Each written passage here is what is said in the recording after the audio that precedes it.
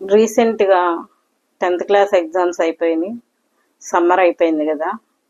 Present పిల్లల్ని ఏ కాలేజీల్లో వేయాలి, ఎక్కడ చదివించాలి, ఎక్కడ చదివిస్తే బాగా ర్యాంకులు వస్తాయి అని చెప్పేసి ఎక్కువగా ఆలోచించేది. అందులో మన అల్లు అర్జున్ గారు, ఒక హీరోయిన్ శ్రీలీల, వీళ్ళు ఇచ్చే యాడ్స్ని చూసి చాలామంది కూడా శ్రీ చైతన్య నారాయణ కాలేజీలకి పిల్లల్ని జాయిన్ చేస్తే బాగా చదువుతారు, ఉన్నత విద్యలు చదివి బాగా గొప్పవాళ్ళు అవుతారు అని చెప్పి తల్లిదండ్రులు విలేజెస్ వాళ్ళు కానీ, ఎక్కువ విలేజెస్ వాళ్ళు కానీ అండ్ రూరల్ వాళ్ళు కానీ పిల్లల్ని హాస్టల్లో పెట్టి చదివిస్తున్నారు. ఇది ఎంతవరకు కరెక్ట్ అనేది తల్లిదండ్రులుగా మీరే ఆలోచించాలి.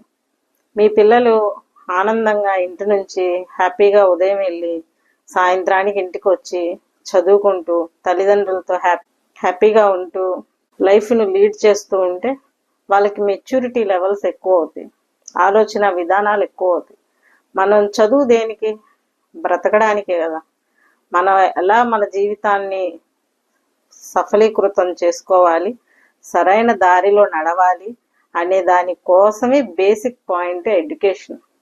ఈ ఎడ్యుకేషన్ వల్ల మనం ఫ్యూచర్లో ఎటువంటి ఇబ్బందులు వచ్చినా, ఎటువంటి సమస్యలు అయినా సరే ఎదుర్కొనే అంత మానసిక దృఢత్వం ఏర్పడుతుంది ప్రతి మనిషికి కూడా. దానికోసమే విద్య అనేది ప్రతి మనిషికి కూడా ఒక హక్కుగా అయిపోయింది. 2002 86వ రాజ్యాంగ సవరణ ద్వారా 21లో ఏని చేర్చి ఆ నిబంధన ద్వారా విద్యను ప్రాథమిక హక్కుగా మార్చి ప్రతి ఒక్క విద్యార్థికి కూడా చదువుకునే హక్కుని గవర్నమెంట్, మన రాజ్యాంగం కల్పించింది. సో దీన్ని బేస్ చేసుకొని ప్రతి విద్యార్థి కూడా చదువుకోవాలి. అది ఎలాగా అంటే నిర్బంధిత విద్య కాదు కావాల్సింది.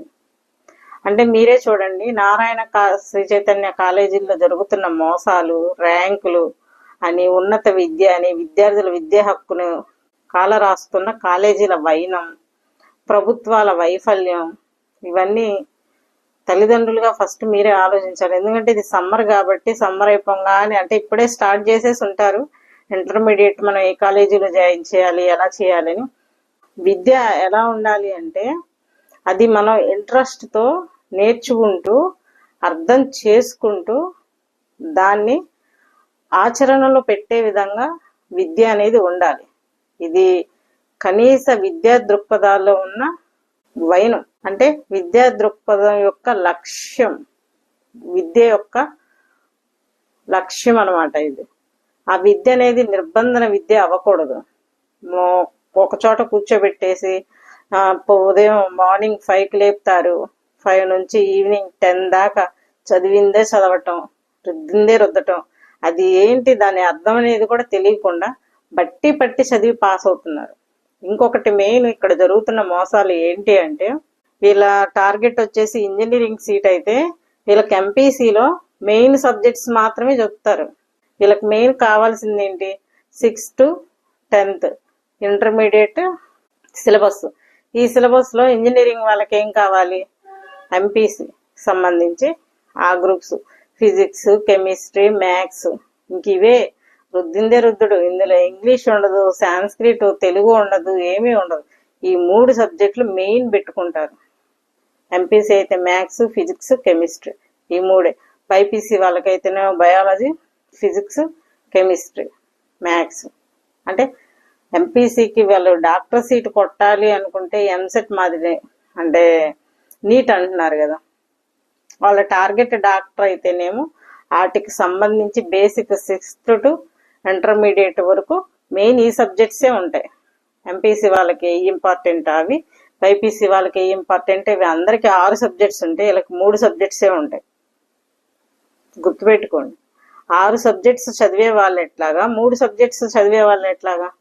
అంటే ఎవరికి ఎక్కువ ర్యాంకులు వస్తున్నాయి? 6 సబ్జెక్టులు చదువుతూ గవర్నమెంట్ కాలేజీల్లో ఉన్న వాళ్ళు ఐఏఎస్లు, ఐపీఎస్లు, యూపీఎస్సీలు కొడుతున్నారు, గ్రూప్ 1 వాటి కేడర్లో ఉంటున్నారు, మంచి పొజిషన్లో ఉంటున్నారు. ఈ ర్యాంకులు కొట్టి వీళ్ళేమవుతున్నారు? ఇంకొక చోట జాబులకి వెళ్తున్నారు. ఇంజనీరింగ్లో సీట్ వస్తే ఎక్కువ ప్యాకేజెస్ అని చెప్పేసి అక్కడ చదవటం, అటు సీట్ రావటం, అట్నుంచేమో మళ్ళీ వేరు వేరు ఉద్యోగాలు రాక వేరు వేరు కంపెనీల్లోకి వెళ్ళటం.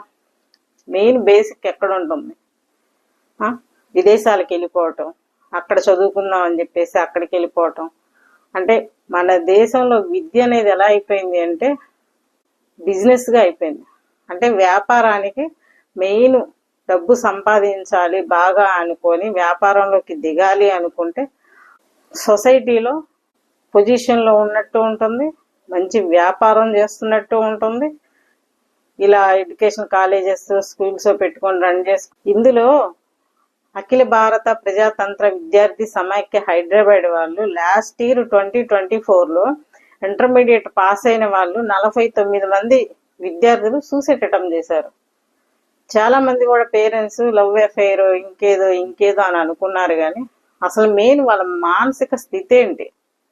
ఈ రకంగా ఉదయం 5 నుంచి సాయంత్రం 10 దాకా, నైట్ 10 దాకా కూడా చదివిస్తూ వాళ్ళకి ఇంకా వేరే ఆలోచనలు లేకుండా సబ్జెక్ట్స్ ఇంక ఇది చదవాల్సిందే అని అలాగే కూర్చోబెట్టేసి మానసిక స్థితిని వాళ్ళ మైండ్ని ఎలా చేస్తున్నారు?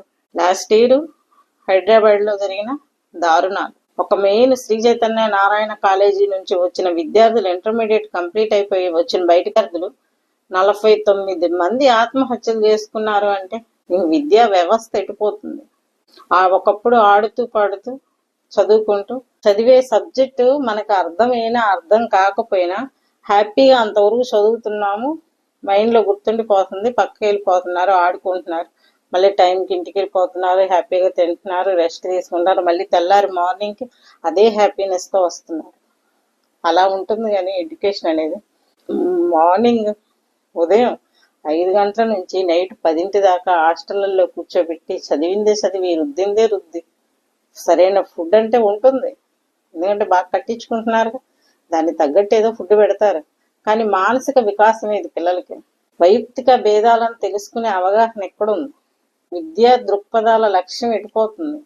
మన విద్యా వ్యవస్థ వ్యాపార వ్యవస్థగా మారిపోయిందంటే ఎటువంటి సందేహం లేదని చెప్పాలి. తల్లిదండ్రులుగా మీ పిల్లల భవిష్యత్తు గురించి ఆలోచించి మీరు తీసుకునే ప్రతి ఒక్క నిర్ణయం కూడా వాళ్ళు ఫ్యూచర్లో బాగుండటానికి, ఎటువంటి సమస్యలనైనా సరే ఫేస్ చేసే అంత మానసిక దృఢత్వం కలిగి ఉండడానికి, ఎటువంటి సమస్య వచ్చినా సరే తట్టుకొని నిలబడగలిగి ఆ సమస్యని సాల్వ్ చేసుకునే అంత తెలివితేటలు ఉండడానికి మీ పిల్లల విద్యే మెయిన్. మొదటి మెట్టు అదే. మీరు ఇది చదివించే చదువు ఫ్యూచర్లో వాళ్ళు వ్యాపారం చేసుకోను, ఉద్యోగం చేసుకోను, మంచి లైఫ్ని లీడ్ చేస్తారు. కానీ విద్య అనేది నిర్బంధ విద్య కాకుండా మానసిక ప్రశాంతంగా హ్యాపీగా చదువుకుంటూ గురుకుల విద్యలాగా, ఒకప్పుడు గురుకులాలు ఎలా ఉండేయో అలా ఉండేటట్టు చూసుకోండి.